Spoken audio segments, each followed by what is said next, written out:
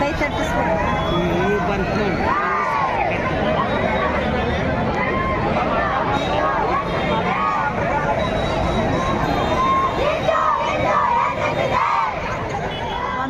ಪೊಲೀಸರ ಮುಗಿಸಿದ್ದೀರಿ.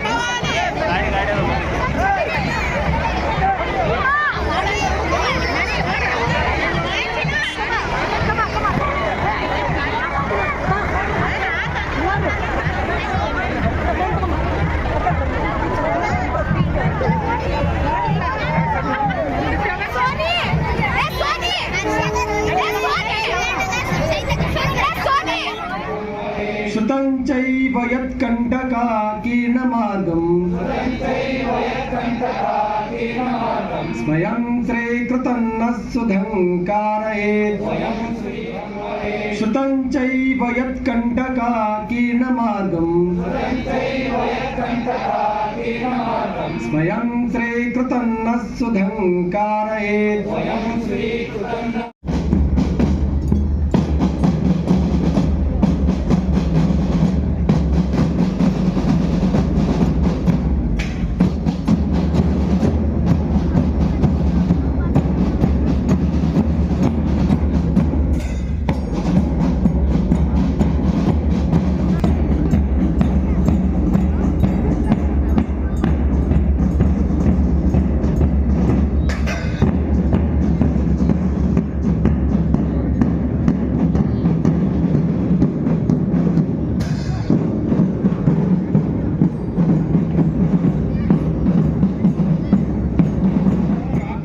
ಪ್ರವೃತ್ತಿಯ ರಾವಣ ನಮ್ಮೆಲ್ಲ ಮಾತೃ ಶಕ್ತಿಯ ಪ್ರತಿನಿಧಿಯಾದಂತಹ ಸೀತಾಮಾತೆಯನ್ನ ಅಪಹರಿಸಿಕೊಂಡು ಹೋಗಿ ಸಭ್ಯತೆ ಎಲ್ಲೆಯನ್ನು ಮೀರಿ ರಾಕ್ಷಸಿ ಪ್ರವೃತ್ತಿಯ ಪ್ರದರ್ಶನವನ್ನ ಮಾಡಿದ್ನೋ ಆ ರಾಕ್ಷಸಿ ರಾವಣನ ಮೇಲೆ ರಾಮ ವಿಜಯ ಸಾಧಿಸಿದಂತಹ ದಿನ ಇದು. ಅದೇ ರೀತಿ ಮಹಾಭಾರತದೊಳಗೆ ಕೌರವರು ಪಾಂಡವರ ನಡುವೆ ಆದಂತಹ ಯುದ್ಧದ ಸಂದರ್ಭವನ್ನ ನಾವು ನೆನಪು ಮಾಡಿಕೊಳ್ಳೋದಾದ್ರೆ ಪಾಂಡವರು ಯುದ್ಧದಲ್ಲಿ ವಿಜಯವನ್ನ ಸಂಪಾದಿಸಿದಂತಹ ದಿನ, ಮಹಿಷಾಸುರನ ಮರ್ದನ ಆದಂತಹ ದಿನ ಇದು. ಜಗತ್ತಿನ ಇತಿಹಾಸವನ್ನ ನಾವೇನಾದ್ರೂ ತಿರುವಿ ಹಾಕಿದರೆ ಜಗತ್ತಿನೊಳಗಿರುವಂತಹ 190ಕ್ಕಿಂತ ಹೆಚ್ಚು ದೇಶಗಳಿದಾವೋ ಆ ಎಲ್ಲ ದೇಶಗಳ ಮೇಲೆ 2 ಅಸುರಿ ಶಕ್ತಿಗಳ ಆಕ್ರಮಣ ಆಯಿತು. ಒಂದು ಕಡೆಯಿಂದ ಕ್ರೈಸ್ತರ ಆಕ್ರಮಣ ಆದ್ರೆ ಇನ್ನೊಂದು ಕಡೆಯಿಂದ ಇಸ್ಲಾಮಿನ ಆಕ್ರಮಣ ಎಲ್ಲ ದೇಶಗಳ ಮೇಲೆ ಆಯಿತು. ಇವತ್ತೇನು ಇರಾನ್, ಇರಾಕ್, ಪರ್ಸಿಯಾ ಇತ್ಯಾದಿ ನಾವು ನೋಡ್ತೀವೋ ಆ ಎಲ್ಲ ದೇಶಗಳು ಒಂದು 10-15 ವರ್ಷಗಳಲ್ಲಿ ಈ ಆಕ್ರಮಣಗಳನ್ನ ತಡೆಯಲಾರದೆ ತಮ್ಮ ಮೂಲ ಸಂಸ್ಕೃತಿಯನ್ನ ಬದಿಗಿಟ್ಟು ಆಕ್ರಮಣಕಾರಿಗಳಾಗಿ ಬಂದಂತಹ ಒಂದು ಕ್ರೈಸ್ತ ಮತವನ್ನ ಸ್ವೀಕಾರ ಮಾಡಿದ್ರು, ಇಲ್ಲ ಇಸ್ಲಾಂ ಮತವನ್ನ ಸ್ವೀಕಾರ ಮಾಡಿದ್ರು. ಆ ಕಾರಣಕ್ಕಾಗಿ ಇವತ್ತು ಜಗತ್ತಿನೊಳಗೆ ಒಂದು 30-35 ಇಸ್ಲಾಂ ದೇಶಗಳು, ಒಂದು 40-45 ಕ್ರೈಸ್ತ ದೇಶಗಳನ್ನ ನಾವು ನೋಡ್ತೀವಿ. ಇವು ಯಾವುವು 1500-16 ವರ್ಷದ ಹಿಂದೆ, 2000 ವರ್ಷದ ಹಿಂದೆ ಕ್ರೈಸ್ತ ಅಥವಾ ಇಸ್ಲಾಂ ದೇಶಗಳಾಗಿರ್ಲಿಲ್ಲ. ಅಲ್ಲೆಲ್ಲ ಅವ್ರದೇ ಆದಂತಹ ಮೂಲ ಸಂಸ್ಕೃತಿ ಇತ್ತು. ಆದ್ರೆ ಈ ಆಕ್ರಮಣದ ಕಾರಣದಿಂದಾಗಿ ಆ ಎಲ್ಲ ದೇಶಗಳು ತಮ್ಮ ಮೂಲ ಸಂಸ್ಕೃತಿಯನ್ನ ಕಳ್ಕೊಂಡ್ರು. ಆಕ್ರಮಣದ ಹೊಡೆತಕ್ಕೆ ಅವು ಬದುಕಲಿಕ್ಕೆ ಸಾಧ್ಯ ಆಗಲಿಲ್ಲ. ಈ 2 ಶಕ್ತಿಗಳ ಆಕ್ರಮಣ ನಮ್ಮ ಮೇಲೂ ಆಯ್ತು, ಭಾರತದ ಮೇಲೂ ಆಯ್ತು. ಆದ್ರೆ ಮೊಘಲರ ಆಕ್ರಮಣ ಏನು ಪ್ರಾರಂಭ ಆಯಿತೋ 8ನೇ ಶತಮಾನ 9ನೇ ಶತಮಾನದ ಆದಿಯಾಗಿ ಒಂದೇ ಒಂದು ದಿನ ಭಾರತ ದೇಶದ ಜನ ಮತ್ತು ಭಾರತ ದೇಶದ ರಾಜರು ಮೊಘಲರ ವಿರುದ್ಧ ಹೋರಾಟ ಮಾಡಲಿಲ್ಲ ಅನ್ನುವಂತ ಒಂದೇ ದಿನ ಇತಿಹಾಸದೊಳಗೆ ನಮ್ಗೆ ನೋಡ್ಲಿಕ್ಕೆ ಸಿಗಂಗಿಲ್ಲ. ಜಗತ್ತನ್ನೇ ಗೆಲ್ತೀನಿ ಅಂತ ಬಂದಂತಹ ಅಲೆಕ್ಸಾಂಡರ್ನ ಸೋಲಿಸಿದಂತಹ ನಾಡು ಭಾರತ. ಅದೇ ರೀತಿ ಅಕ್ಬರ್, ಬಾಬರ್, ಹುಮಾಯೂನ್ ಇತ್ಯಾದಿ ಮೊಘಲ ರಾಜರೇನು ನಮ್ಮನ್ನ ಆಳಿದರೋ ಅವರೆಲ್ಲರನ್ನ ಸೋಲಿಸಿ ಹೆಡೆಮುರಿ ಕಟ್ಟಿದಂತಹ ದೇಶ ಭಾರತ. ಅದಾದ್ಮೇಲೆ ಕಟ್ಟ ಕಡೆಗೆ ಬಂದಂತಹ ಬ್ರಿಟಿಷರನ್ನೂ ಸಹಿತ ಸೋಲಿಸಿ ಈ ದೇಶಕ್ಕೆ ಸ್ವಾತಂತ್ರ್ಯವನ್ನ ತಂದುಕೊಟ್ಟಂತಹ ವೀರ ಧೀರ ಭೂಮಿ ಇದು. ಕೇವಲ ಬ್ರಿಟಿಷರ ವಿರುದ್ಧ ಹೋರಾಟ ಮಾಡಿದಂತಹ ಒಂದೇ ಒಂದು ಇತಿಹಾಸವನ್ನ ನಾವು ಹೇಳಬೇಕು ಅಂತಾದ್ರೆ ಅದು ಒಂದನ್ನೇ ಉದಾಹರಣೆ ಅಂತ ನಾವು ತಗೊಂಡ್ರೆ ಆ 160-170 ವರ್ಷಗಳ ಕಾಲ ಬ್ರಿಟಿಷರ ವಿರುದ್ಧ ನಾವೇನು ಹೋರಾಟ ಮಾಡಿದೀವೋ ಆ ಹೋರಾಟದಲ್ಲಿ ಬಲಿದಾನ ಮಾಡಿದಂತವರ ಸಂಖ್ಯೆ 3 ಲಕ್ಷಕ್ಕಿಂತ ಹೆಚ್ಚು ಜನ 3 ಸ್ವಾತಂತ್ರ್ಯವನ್ನ ತಂದುಕೊಟ್ರು. ಈ ರೀತಿ ಯಾವಿತ್ತು ಅಂತಂದ್ರೆ ಭಾರತ್ ಮಾತಾ ಕಿ ಜೈ. ತಪ್ಪಿನೂ ರಾಷ್ಟ್ರೀಯ ಸ್ವಯಂ ಸೇವಕ ಸಂಘಕ್ಕೆ ಜಯವಾಗಲಿ, ಡಾಕ್ಟರ್ ಹೆಡಗೇವಾರ್ ಅವರಿಗೆ ಜಯವಾಗಲಿ, ಮೋಹನ್ ಜಿ ಭಾಗವತರಿಗೆ ಜಯವಾಗಲಿ ಅನ್ನುವಂತ ಒಂದೇ ಒಂದು ಘೋಷಣೆ ಆ ಸಂಚಲನದ ಉದ್ದಕ್ಕೆ ನಮಗೆ ಕೇಳಲಿಕ್ಕೆ ಸಿಗಲಿಲ್ಲ. ಈ ರೀತಿಯ ವಿಚಿತ್ರವಾದಂತಹ ಸಂಘಟನೆ, ಜಗತ್ತಿನೊಳಗೆ ಅತಿ ದೊಡ್ಡ ಸ್ವಯಂ ಸೇವಿ ಸಂಘಟನೆ ಅನ್ನುವಂತ ಹೆಸರು ಸಂಘಕ್ಕಿದ್ರೂ ಸಹಿತ, ಇಷ್ಟು ದೇಶ ವಿಶಾಲವಾಗಿ ಬೆಳೆದಿದ್ರು ಸಹಿತ ಸಂಘಕ್ಕೆ ಸಂಘದ ಹೆಸರು ಬರಬೇಕು ಅನ್ನುವಂತ ಸ್ವಾರ್ಥ ಇಲ್ಲ. 2006ನೇ ಇಸ್ವಿಯೊಳಗೆ ಹುಬ್ಬಳ್ಳಿಯೊಳಗೆ ಒಂದು ಕಾರ್ಯಕ್ರಮ ಆಯಿತು. ಇಡೀ ಪ್ರಾಂತದಿಂದ ಸುಮಾರು 1,500 ಜನ ಸಮಾಜದ ಪ್ರಮುಖರು ಸೇರಿದಂತ ಕಾರ್ಯಕ್ರಮ. ಆ ಕಾರ್ಯಕ್ರಮದೊಳಗೆ ಮೋಹನ್ ಜಿ ಭಾಗವತರು ಮಾತಾಡ್ತಾ ಹೇಳಿದರು, ಹಿಂದೂ ಸಮಾಜವನ್ನ ಸಂಘಟಿಸುವಂತ ಕೆಲಸವನ್ನ ಸಂಘ ಮಾಡ್ತಾ ಇದೆ, ರಾಷ್ಟ್ರೀಯ ಸ್ವಯಂ ಸೇವಕ ಸಂಘ. ಯಾವ ಉದ್ದೇಶ ಇಟ್ಕೊಂಡು ಸಂಘ ಈ ಕೆಲಸವನ್ನ ಮಾಡ್ತಾ ಇದೆ ಅಂತಂದ್ರೆ, ಹಿಂದೂ ಸಮಾಜದೊಳಗಿರುವಂತ ಎಲ್ಲ ದೋಷಗಳು ದೂರ ಆಗ್ಬೇಕು, ಹಿಂದೂ ಸ್ವಾಭಿಮಾನಿ ಆಗ್ಬೇಕು, ಹಿಂದೂ ಸಂಘಟಿತ ಆಗ್ಬೇಕು, ಆ ಸಂಘಟಿತ ಶಕ್ತಿಯ ಆಧಾರದ ಮೇಲೆ ರಾಷ್ಟ್ರ ನಿರ್ಮಾಣದ ಕೆಲಸ ಆಗ್ಬೇಕು, ಭಾರತ ವಿಶ್ವಗುರು ಆಗ್ಬೇಕು, ವಿಶ್ವ ವಂದ್ಯ ಆಗ್ಬೇಕು.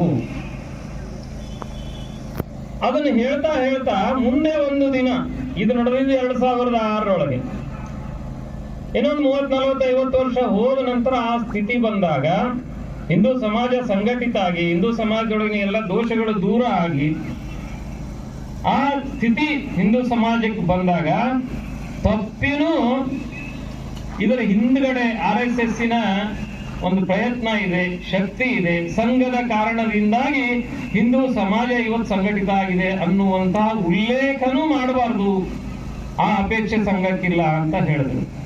ಈ ರೀತಿಯ ಅತ್ಯಂತ ನಿಸ್ವಾರ್ಥ ಭಾವದಿಂದ ದೇಶವನ್ನ ಸಮಾಜವನ್ನ ಕಟ್ಟುವಂತಹ ಕೆಲಸವನ್ನ ರಾಷ್ಟ್ರೀಯ ಸ್ವಯಂ ಸೇವಕ ಸಂಘ ಕಳೆದ 100 ವರ್ಷದಿಂದ ಮಾಡ್ತಾ ಬಂದಿದೆ.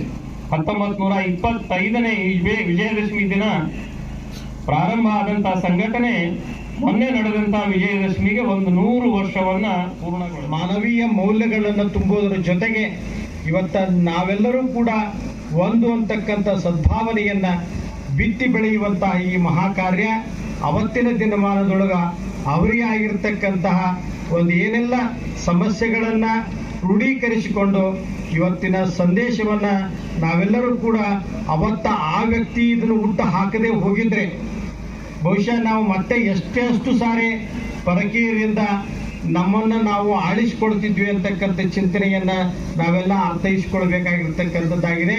ಹಾಗಾಗಿ ಇವತ್ತು ನಾವೆಲ್ಲರೂ ಕೂಡ ಪರಕೀಯರ ಮತ್ತೆ ಆಕ್ರಮಣಕ್ಕೆ ನಾವ್ಯಾರೂ ಕೂಡ ಒಳಗಾಗದೇ ಇರಬೇಕು ಅಂದ್ರೆ ಈ ಡಾಕ್ಟರ್ಜಿಯವರ ಹಾಕಿಕೊಟ್ಟಿರ್ತಕ್ಕಂತಹ ಈ ಒಂದು ರಾಷ್ಟ್ರೀಯ ಸ್ವಯಂ ಸೇವನೆ ಇವತ್ತ ರಾಷ್ಟ್ರೀಯ ಪ್ರಜ್ಞೆಯನ್ನ ಮೂಡಿಸುವುದರ ಜೊತೆಗೆ ನಮ್ಮಲ್ಲಿರ್ತಕ್ಕಂಥ ಆತ್ಮಸ್ಥೈರ್ಯವನ್ನ ಬಲಗೊಳಿಸುವುದರ ಜೊತೆಗೆ ನಾವೆಲ್ಲರೂ ಒಂದು ಅಂತಕ್ಕಂಥ ಭಾವನೆಯನ್ನ ಬಿತ್ತಿ ಬೆಳೆಯುವಂತಹ ಈ ಕಾರ್ಯ ಇವತ್ತ ಮಹಾಘನವಾಗಿ ಹೆಮ್ಮರವಾಗಿ ಬಹುಶಃ ಬರೀ ಕೇವಲ ಭಾರತದಲ್ಲಲ್ಲ, ಅನೇಕ ರಾಷ್ಟ್ರಗಳಲ್ಲಿ 60 ರಾಷ್ಟ್ರಗಳಲ್ಲಿ ಕೂಡ ಈ ಒಂದು ಸಂಸ್ಥೆ ತನ್ನ ದಾಪುಗಾಲನ್ನು ಹಾಕಿದೆ ಅಂದ್ರೆ ಬಹುಶಃ ಇಂತಹ ವ್ಯಕ್ತಿತ್ವವನ್ನು ಹೊಂದಿರತಕ್ಕಂಥ ಡಾಕ್ಟರ್ಜಿಯವರ ಚಿಂತನೆಗಳು ಎಷ್ಟು ದೂರದೃಷ್ಟಿಯನ್ನು ಹೊಂದಿರತಕ್ಕಂಥವು ಅನ್ನೋದನ್ನ ನಾವೆಲ್ಲರೂ ಕೂಡ ಅರ್ಥೈಸಿಕೊಳ್ಳಬೇಕಾಗಿರ್ತಕ್ಕಂಥದ್ದು.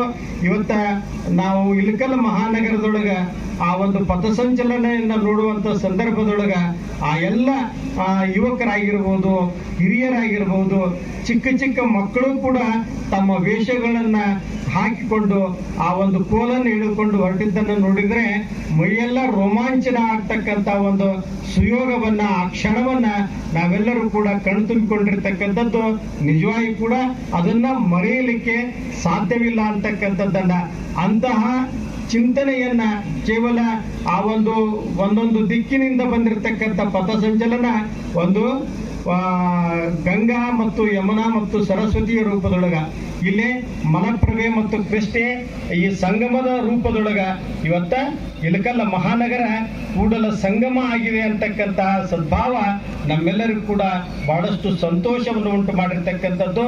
ಇಂತಹ ಮಹಾ ಕಾರ್ಯವನ್ನು ಮಾಡಿರ್ತಕ್ಕಂಥವರು ನಾವೆಲ್ಲರೂ ಕೂಡ ಡಾಕ್ಟರ್ ಜಿ ಅಂದ್ಕೂಡಲೇ ನಾವೆಲ್ಲ ಅರ್ಥ ಮಾಡಿಕೋಬೇಕು. ಆ ಒಬ್ಬ ವ್ಯಕ್ತಿ ಇವತ್ತಿನ ದಿವಸ ಒಬ್ಬ ವೈದ್ಯನಾಗಿ ಸಮಾಜಕ್ಕೆ ಒಂದು ಶಾಸ್ತ್ರವನ್ನು ತೆಗೆದುಕೊಂಡು ಬಂದಿದ್ದಾನೆ. ಶಸ್ತ್ರ ಅಲ್ಲ, ಶಾಸ್ತ್ರ. ಶಸ್ತ್ರದಿಂದ ಚಿಕಿತ್ಸೆಯನ್ನ ಕಟ್ ಮಾಡಿ ಅದನ್ನೊಂದು ಆಪರೇಷನ್ ರೂಪದೊಳಗೆ ನಾವೆಲ್ಲ ಮಾಡ್ತೀವಿ.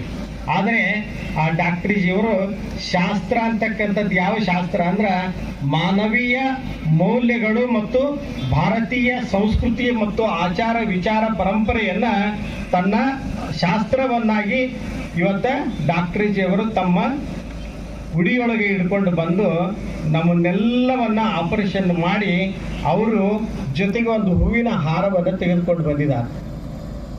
ಆಪರೇಷನ್ ಮಾಡುವಾಗ ಒಬ್ಬ ಡಾಕ್ಟರ್ ಹೂವಿನ ಹಾರ ತಗೊಂಡು ಬಂದ ಅಂದ್ರೆ ಬಹುಶಃ ಆ ಪೇಷಂಟು ಕೂಡ ವಿಚಾರ ಮಾಡಬೇಕಾಗ್ತದೆ, ಆ ಒಬ್ಬ ಡಾಕ್ಟರ್ನು ಕೂಡ ವಿಚಾರ ಮಾಡಬೇಕಾಗ್ತದೆ. ಹಾಗಾದ್ರೆ ಡಾಕ್ಟ್ರೇ, ನೀವು ಹೂವಿನ ಹಾರ ತೆಗೆದುಕೊಂಡು ಬಂದಿರಿ, ಇದು ನೀವೇನು ನಾನು ಮೊದಲನೇ ಪೇಷಂಟಾ ಅಥವಾ ಕೊನೆ ಪೇಷಂಟಾ ಅಂತ ಕೇಳ್ತಾನೆ. ಆಮೇಲೆ ಆಪರೇಷನ್ ಆದ್ಮೇಲೆ ನಿನಗ ಗೊತ್ತಾಗುತ್ತಪ್ಪ ಅಂತ ಡಾಕ್ಟ್ರಿಜಿಯವರು ಹೇಳ್ತಾರ. ಅವಾಗ ಆಪರೇಷನ್ ಎಲ್ಲ ಸಕ್ಸಸ್ ಆಯ್ತು, ತಗೋಳಪ್ಪ ಈ ಹಾರಾನ, ಇದನ್ನ ನಿನಗ ಖುಷಿ ಅನಿಸಿದ್ರೆ ನನಗೆ ಹಾಕು ಅಂತ ಹೇಳ್ತಾರೆ.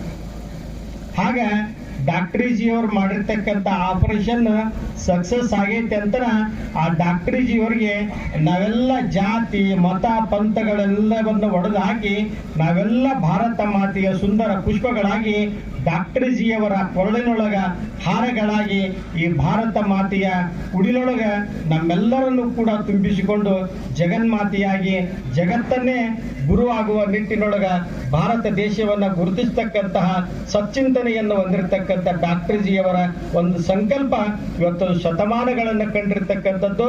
ನಿಜವಾಗಿ ಕೂಡ ಆ ಶತಮಾನದ ಸಂಭ್ರಮಾಚರಣೆಯೊಳಗ ನಾವು ನೀವೆಲ್ಲರೂ ಕೂಡ ಅದೀವಲ್ಲ, ಆ ಭಾಗ್ಯವನ್ನ ನಾವು ಕರುಣಿಸಿಕೊಂಡಿದ್ದೀವಲ್ಲ, ನಮ್ಮಂತ ಭಾಗ್ಯವಂತರು ಮತ್ತಾರು ಇಲ್ಲ ಅಂತಕ್ಕಂಥ ವಿಚಾರವನ್ನ ತಮ್ಮೆಲ್ಲರಿಗೂ ತಿಳಿಸೋದ್ರ ಜೊತೆಗೆ ಇಂತಹ ಸದ್ಭಾವನೆಯನ್ನ ಬಿತ್ತಿ ಬೆಳೆಯುವಂತಹ ಸಂಘ ಸಂಸ್ಥೆಗಳು ನಾಡಿನ ಉದ್ದಗಲಕ್ಕೂ ಕೂಡ ಬೆಳೆದು ಬರಲಿ ಅಂತಕ್ಕಂಥ ಒಂದು ಶುಭವಾದ ಹಾರೈಕೆಯನ್ನ ಹಾರೈಸಿ ನಮ್ಮ 4 ಮಾತುಗಳಿಗೆ ರಾಮಿಸ್ತೇವೆ. ಶುಭಂ ಭೂಯಾತ್.